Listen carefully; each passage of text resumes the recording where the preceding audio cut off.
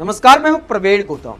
दोस्तों, चुनावी चंदे के राजनीतिक धंधे के खेल में मोदी सरकार और एसबीआई आखिरी दम तक कोशिश कर रहे हैं कि पूरी जानकारी को कैसे छुपाया जाए, सत्ताधारियों की नाक को कैसे बचाया जाए।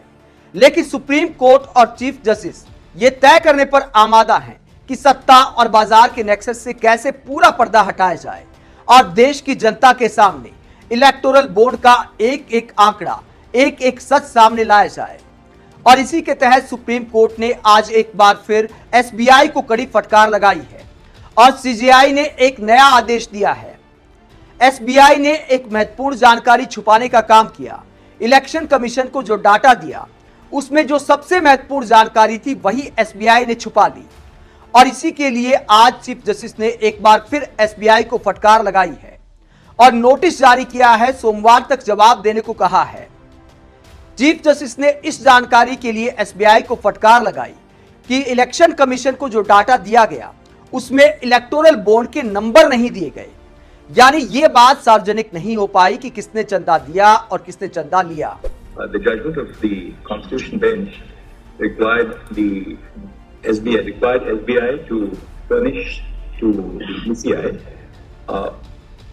all details of the electoral bonds purchased and as the case may be purchased or as the case may be redeemed by political parties, including the date of purchase. What are the other? Yes. Date of purchase. Name of purchase. Name of purchase which have received, And the denomination. the denomination. Date of purchase, name of the name of purchase the and purchaser, denomination. and the date of purchase / redemption. Full stop. It has been pointed out, it has been submitted that SBI has not disclosed the electoral bond the electoral bond number.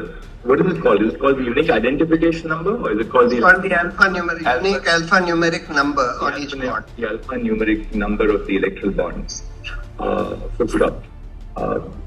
The Solicitor General submits that since he is not appearing for the SBI, a notice may be issued to FBI. Full stop. We direct the registry to issue notice to SBI, returnable on Monday. Supreme court ने कहा कि हमने आपको आदेश दिया था कि पूरी जानकारी देश के सामने लाई जाए, पूरी जानकारी सार्वजनिक की जाए, लेकिन आपने इलेक्टोरल बॉन्ड के नंबर ही शेयर नहीं किए। इलेक्टोरल बॉन्ड के नंबर शेयर करने का मतलब यह है कि मान लीजिए वेदांता ग्रुप ने 5 नंबर का इलेक्टोरल बॉन्ड खरीदा, तो यह जानकारी सामने होनी चाहिए कि 5 नंबर का इलेक्टोरल बॉन्ड वेदांता ग्रुप ने खरीदा। और उसके बाद यह जानकारी भी इलेक्शन कमीशन की वेबसाइट पर होनी चाहिए कि 5 नंबर का इलेक्टोरल बॉन्ड बीजेपी ने भुनाया, कांग्रेस ने भुनाया। अब जिसकी भी जानकारी सामने आएगी कि 5 नंबर का बॉन्ड मान लीजिए बीजेपी ने भुनाया है, तो यह मिलान हो जाएगा कि खरीदा वेदांता ग्रुप ने, भुनाया बीजेपी ने, यानी वेदांता ग्रुप ने बीजेपी को चंदा दिया है। तो इसीलिए दूध का दूध, पानी का पानी होना जरूरी है। इसीलिए सुप्रीम कोर्ट ने आज एक बार फिर एसबीआई को फटकार लगाई है कि आखिरकार आप पूरा सच छुपाने की कोशिश क्यों कर रहे हैं। दोस्तों, सुप्रीम कोर्ट लगातार जिस तरह एसबीआई को लताड़ रहा है उसे लेकर सोशल मीडिया पर बहुत सारे मीम शेयर हो रहे हैं और पीएम मोदी और बीजेपी का भी लोग मजाक उड़ा रहे हैं कि देखिए भ्रष्टाचार के खिलाफ बड़ी बड़ी बातें करते थे, लेकिन आज उनके अंधभक्त भी क्या सोचते होंगे और किस तरह से ट्रोल किया जा रहा है बीजेपी और पीएम मोदी को। सुरेंद्र राजपूत कांग्रेस के प्रवक्ता कहते हैं कि सुप्रीम कोर्ट की फटकार एसबीआई को पड़ रही है, दर्द भाजपा वालों को क्यों हो रहा है। और इसमें मीम शेयर करते हैं सुरेंद्र राजपूत, जिसमें अक्षय कुमार की किसी फिल्म का सीन लिया गया है कि एसबीआई को कोड़े पड़ रहे हैं और दर्द में चला रही है बीजेपी।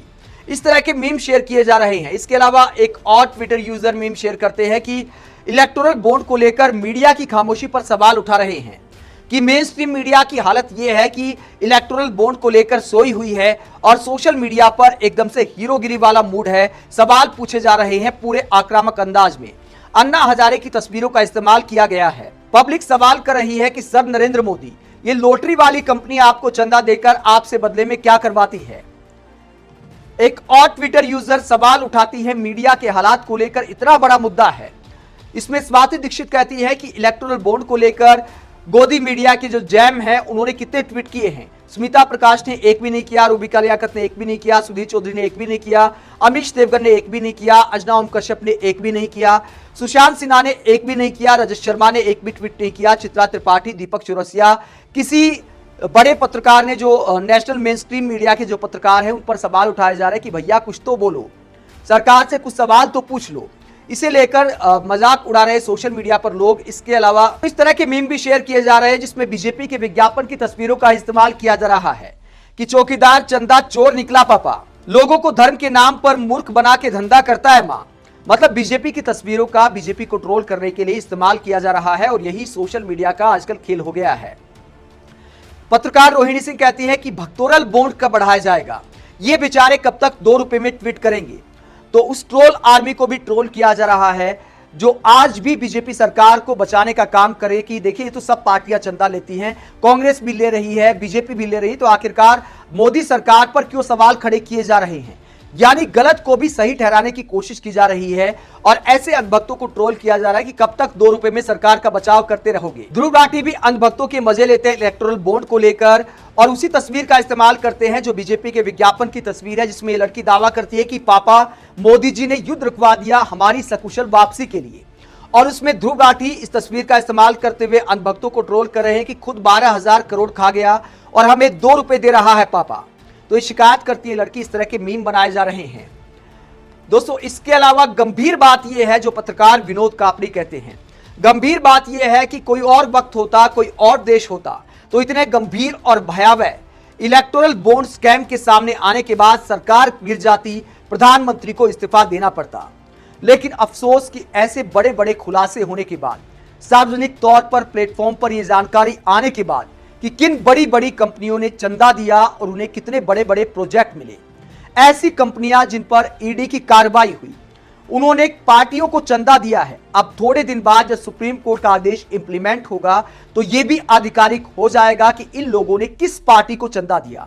इस बात की पोल भी खुल जाएगी, ऑफिशियली खुल जाएगी। हालांकि बहुत सारे लोगों को पता है कि किनको चंदा दिया होगा, तो इस बात की भी पोल खुल जाएगी तो सामने आ जाएगा कि कितना बड़ा स्कैम है। और जो बड़ी बड़ी बातें भ्रष्टाचार को रोकने की जाती हैं, तो क्रोनिक कैपिटलिज्म का कैसा खेल खेला जा रहा है, संवैधानिक संस्थाओं का कैसा इस्तेमाल किया जा रहा है, ऐसा नंगा नाच तो इतिहास में कभी नहीं किया गया। और सवाल पूछने पर वित्त मंत्री को गुस्सा आ जाता है कि आपको क्या पता कि हमारी पार्टी को ही चंदा दिया है। सबसे ज्यादा चंदा अगर बीजेपी को मिला है तो सवाल भी बीजेपी से ही सबसे ज्यादा किए जाएंगे। आप इलेक्टोरल बॉन्ड स्कीम को लेकर, ऐसे खुलासों को लेकर क्या सोचते हैं और जिस तरह छुपाने की कोशिश की जा रही है और सुप्रीम कोर्ट को बार बार दखल देना पड़ता है, उस पर आप क्या सोचते हैं? कमेंट बॉक्स में अपनी राय जरूर दें। साथ ही अगर आप हमारी पत्रकारिता को पसंद करते हैं तो थैंक्स के ऑप्शन का इस्तेमाल करें, वीडियो को लाइक करें, चैनल को सब्सक्राइब करें। नमस्कार।